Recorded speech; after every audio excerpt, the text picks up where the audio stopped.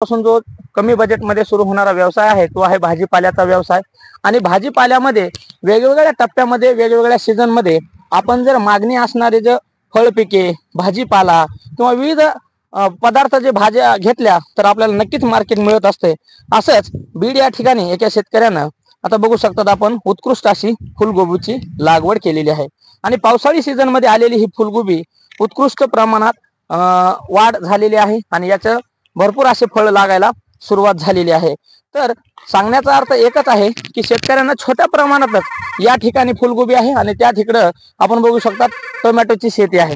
त्याबरोबरच या ठिकाणी आपण बघू शकतात की या ठिकाणी मुगाची शेती आहे।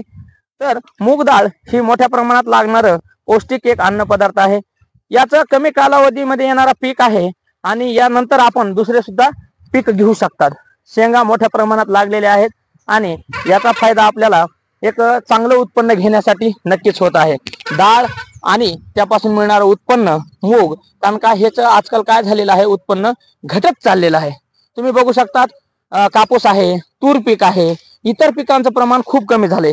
तीळ, सूर्यफूल तर जवळपास आता स्पेशल सूर्यफुलाचं पीक कुणी घेत नाहीये। म्हणून थोडक्यात का होईना असे आपण एक आपल्याला शेतीला जोड व्यवसाय म्हणून जास्त उत्पन्न देणारे, महाग विकणारे असे उत्पन्न घेतले पाहिजेत।